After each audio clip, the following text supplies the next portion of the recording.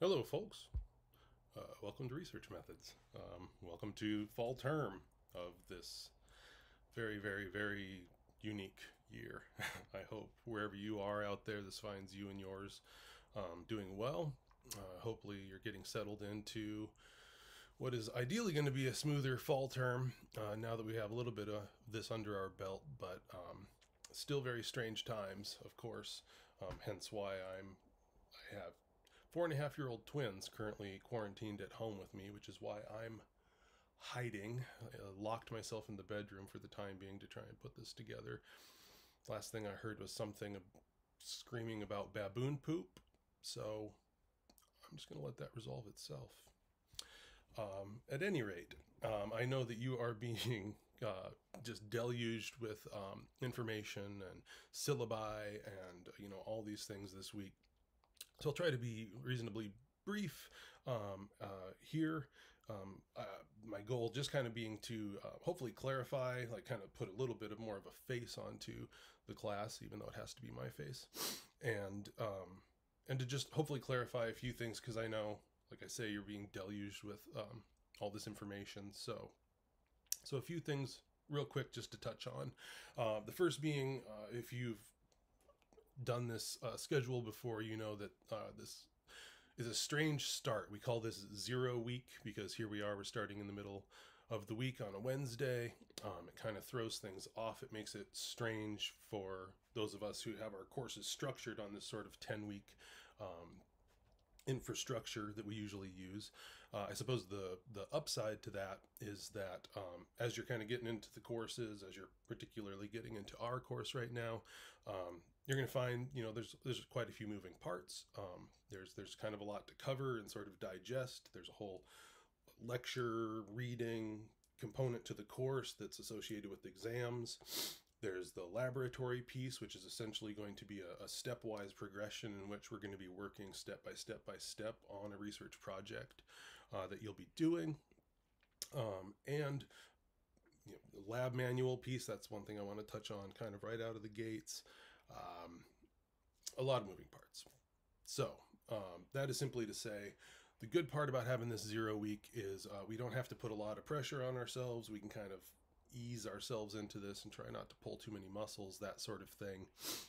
We can take the rest of this week, kind of going into the weekend, to really just kind of familiarize ourselves, work out the kinks. That'll be more kind of on my side of the equation. And to just get ourselves up, and that way when we do come into next week, sort of officially week 1, we're hopefully cozy enough where we can hit the ground running, we can get moving, and there won't be too much in the way of road bumps, speed bumps, bad metaphor, going into next week. Good plan? Yeah. Okay, a couple things quick then, just to touch on. I know that I've seen quite a few of you are already logging in, checking out the course, going through things. That's excellent, fantastic. A number of you have gone in, you've copied yourself a version of the lab manual and have started going through. So I've started to see invitations coming into my inbox from those of you who have got your lab manuals and got those all set up. A thing I was going to mention real quick, because I saw a few of these, I was actually just lucky to notice because they all somehow ended up in my spam folder. Do be very precise in the way that you do the copying of the document. I know you're going to have varying levels of like experience and familiarity with some of these technologies and such. I'll freely admit that I've never been a Google Doc sort of person. I've never been a lot of these things. I've been a face-to-face instructor for ever. So being an online professor is I'm still adjusting too. So if you're adjusting, if you need help, if you're figuring things out, shit, you're in good company. But just to note about the lab manual, definitely follow the instructions very precisely. The thing that I was mentioning a moment ago about seeing in my spam folder was that I was receiving requests for editing rights, which probably means you didn't quite get it right. Just in the sense of when you go in, check out the instructions, you need to do a copy of the manual itself. You do need to change the information in the way that it's saved, the title in which it's saved, and that's going to give you your individual copy of it, rather than sort of taking a copy that is mine and then having to request editing rights from me. If that doesn't make sense, hit up the Q&A section with the discussion, or you're welcome to shoot an email off to me directly, but I'm probably going to be juggling like 3,000 emails in the next few days, so I'll try to be as on top of those as possible. But just FYI, going into that, the syllabus is up. Hopefully that's reasonably straightforward, is going to give you a sense for what to anticipate insofar as the labs go, with the lab manual, the lecture material, the exams, the proctoring, all of that information. So go through that, familiarize, go through a few more times. It's probably, I mean, this is a double-edged thing, right? Because it's going to be to a very large degree consistent with the other courses that you are taking and have taken, but with exceptions in certain places where it's going to be different. So it can cut both ways in that it can help you because it's familiar and all that kind of thing, but it can seem familiar enough that the parts that are unique to our course can be easily overlooked.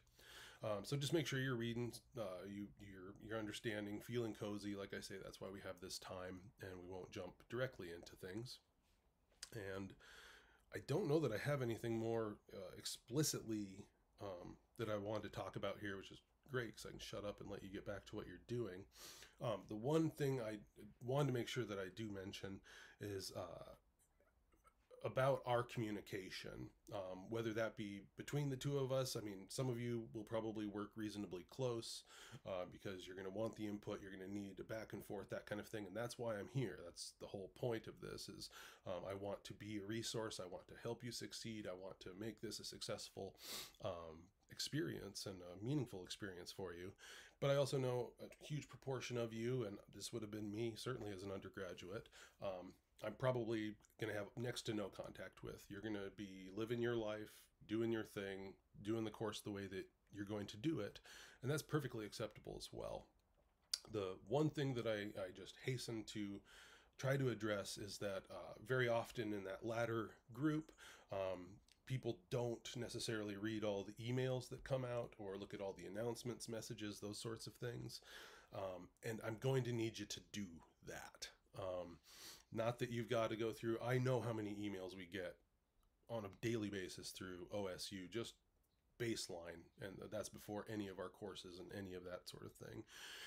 But this will be my primary contact with you, is going to be generally via email. I sometimes make announcements in Canvas, but I very rarely do that. I have come to expect or to feel that email is the most direct and consistent way that I'm able to make sure that people are seeing what I'm sending. So that's just to say, please, if I send you an email, it's worth looking at. It's probably important.